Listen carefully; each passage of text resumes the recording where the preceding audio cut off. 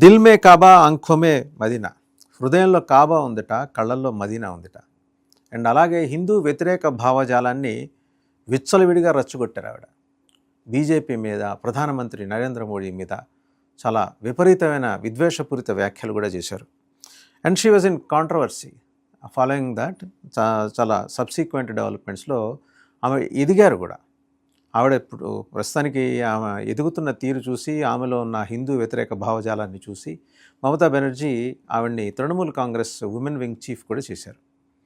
ఇంత చేసిన సయోని ఘోష్ ఎందుకు ఇవాళ ప్లేటు మార్చారు, యూటర్న్ తీసుకున్నారు అండ్ వేరే కార్యక్రమంలోకి తిరగాల్సి వచ్చింది? ఎందుకు అపోజిషన్ బెంచెస్ వైపు తిరగాల్సి వచ్చింది?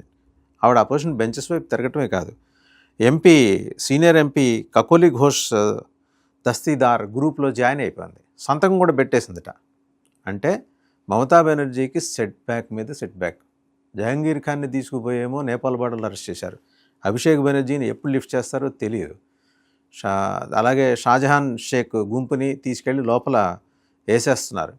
ఓ పక్కేమో అనధికారికంగా మద్రసాలు నడుపుతూ అక్కడ జాతీయ గీతాన్ని పట్ల అవమానకరంగా వ్యవహరిస్తున్న వాళ్ళందరినీ వందల మంది తీసుకెళ్ళి లోపల వేసేస్తున్నారు. ఏమీ అర్థం కావట్లా, దిక్కుతోచట్లా. పోనీ మొన్నేమో అక్కడికి వెళ్ళింది, ఢిల్లీ వెళ్ళి కాన్స్టిట్యూషన్ క్లబ్లో OLX మీటింగ్ పెట్టింది.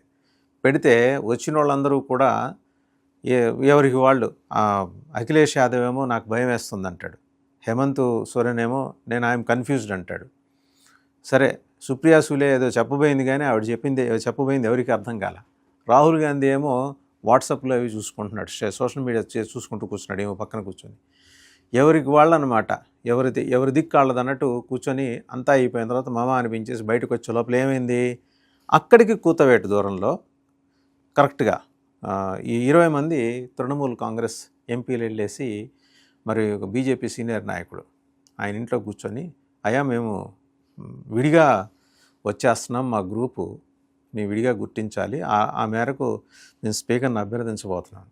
సో అక్కడ పార్టీ చీలిపోయింది, లోక్సభలో ప్రతిపక్ష హోదా లేకుండా పోయింది. ఇటు చూస్తే అంటే ప్రతిపక్ష హోదా ఎలాగో